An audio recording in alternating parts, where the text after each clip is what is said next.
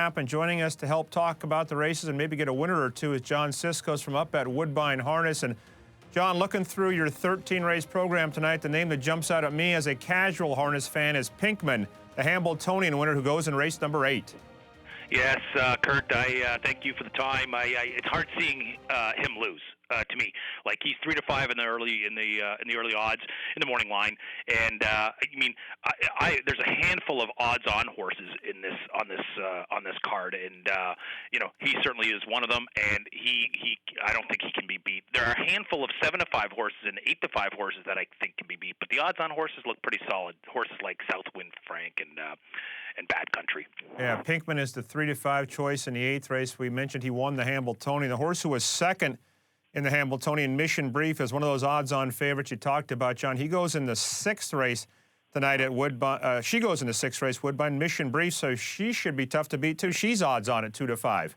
I like her. I think there is some people out there that like Wild Honey, though. Wild Honey is a Jim Tactor trained horse that will be driven by John Campbell, and she's live. You know, to me, you're parsing the field like this. The most likely winner is Mission Brief. She's in real good form. A good horse that's in good form as well is Wild Honey. If you're willing to take 2-5 on Mission Brief, 1-5 on Mission Brief, God bless you. If you're willing to take 8-5, 9-5 on Wild Honey to try and beat the big horse, that's absolutely a good bet.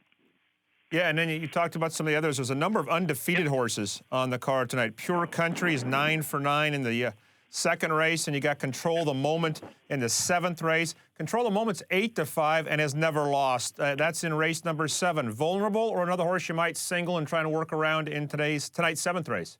You hit one of the horses that I'm trying to play against. Okay. I like Racing Hill. Out of the rail. Tony Alagna, a trained horse that will be driven by Brett Miller. Control the Moment has been really good, and he won the Metro up here.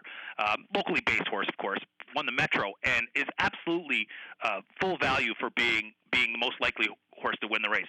But to me, Racing Hill is on the improve. He looked like he was live in the limb last week. So yeah, no, that's one of the horses I'm trying to beat. Listen, Kurt, it comes down to it. You can't have every odds-on horse. You can't have every 6-5 horse. That's one I'm trying to take a stand against. For that race, but I really do like a horse tonight that might be more than just even money, and I like Art Speak tonight in the 3-year-old Colt Pace. That's an interesting race because there's two horses. They're high-profile races. High-profile horses: Wakazashi Hanover and Freaky Feet Pete. But I think both of them are vulnerable. Wakazashi's had a long year.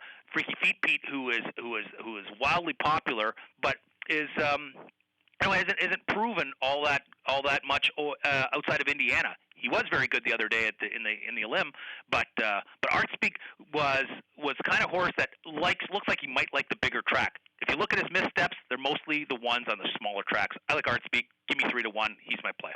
Thank you, John. Art Speak at 3-1. Breeders' Crown, race number 9 at Woodbine. Thanks for your time, John. Looking forward to a big night of harness racing.